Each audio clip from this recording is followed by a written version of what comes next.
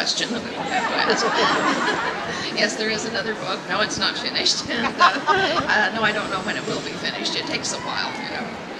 It takes longer if I come and do stuff like this when I'm supposed to be working. But anyway, yeah, all the people who are listening to me say, yeah, this is fine. It's the people who are saying, well, why aren't you here? That have a problem with it. Yeah, maybe not. Anyway, the book does not have a title yet. It's just book 9. And when I read excerpts from what I'm working on or when I post them, I try to avoid spoilers. So, you know, there's nothing real dramatic happening in this, and it's a short piece, but you will get to see Jamie and Claire again. Okay. Sunset came sooner as the fall deepened and the nights grew longer. We had begun to fall into the winter pattern of sleeping for a few hours, waking to talk in the dark, perhaps to make love, perhaps to light a candle and have a bite to eat, maybe write letters or read for an hour before lying down again for second sleep, as it was called. I heard a rustling of bedclothes as I sidled into the room, balancing dishes and bottles like a waiter at Claridge's. "Pie," said Jamie's voice, raspy from sleep but completely alert. "Is it apple pie I smell?" "I do believe you were a bumblebee in a previous life," I remarked, gingerly decanting my burden onto the upturned crate that presently served as bedside table, writing desk, and clothes chest. Who else could be roused out of a sound sleep merely by the smell of sugar? "Is there a cream?" he asked, swinging his feet out of bed, sitting up, sniffing audibly. "It wasn't the smell that roused me, Sassenach. You sounded like a troop of tinkers coming upstairs, clanking and cursing." "Cursing, forsooth," I said, handing him the cream jug. I was muttering menaces under my breath to encourage the bloody dishes not to tip over and spill things down my front. He squinted at me. The room was nearly dark, lit only by the glow of embers in the smored hearth, and I could see his own face only dimly, a darker oval floating over the white blur of his nightshirt.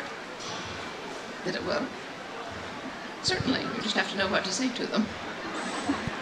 There was not only a quarter of an apple pie and cream to go on it, but a heel of sharp cheese, cold potato pancakes, salt in a twist of paper, and a dish containing the last of the pickled herrings he'd brought from Salem 2 weeks ago, and a jug of milk, and one of small beer, and 2 cups, a knife for the cheese, and a pair of spoons, and an old dishcloth in case of spills. I sat down on the bed beside him and spread this tidily over my knees before picking up my own spoon. "Shall I poke up the fire?" I asked. It was a bit chilly in the room, but Jamie was radiating a sleepy warmth, and I liked the irregular glimmer from the smored hearth. It gave me a pleasantly dreamlike feeling, a sense of midnight secrecy. "No, on my account, Sassenach. I'll likely be asleep again directly I've finished my bitty supper." He gave a sudden, huge, involuntary yawn and shook his head as though driving off an imminent threat of sleep. "Do you know a General Lincoln?" I asked. "Benjamin, I think his first name is." He paused, a bite of cheese halfway to his mouth, and blinked once or twice. "I wouldn't say he's a personal friend, but I've heard the name. He's commander of the Southern Army."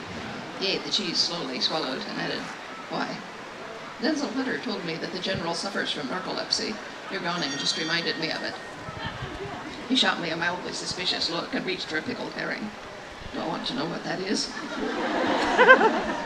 "Probably not, but on the off chance that you ever meet General Lincoln, it may be helpful to know. It's a rather fascinating condition wherein the patient falls quite suddenly asleep, no matter what he's doing." That interested him. He ate the bit of herring, but didn't reach for another. No matter what. Even if he should be eating? Red panel. That might be just a wee bit awkward, eh? That appeared to be the possibility that was occupying Denny's mind, yes. He yawned again suddenly. "I think I've got it," Sassenach. I wasn't surprised. He'd left at dawn, going after a hog that had been making repeated nightly efforts to root up my garden fence and devour the last of the neeps and yams.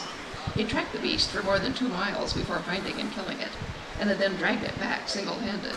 Even Brellocked, the thing weighed more than I did, but there were wolves about, and he'd been unwilling to leave it long enough to come home and fetch help. He and the hog had finally arrived, dead tired and dead, respectively, just after nightfall. I'd been of 2 minds about waking him, but he'd been too tired to eat much supper. And then again, it was apple pie.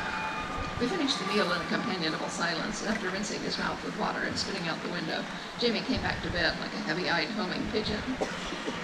"Narcolepsy. What's the cure?" "Well, sleeping, basically. Temporary, but it helps." "Oh, good."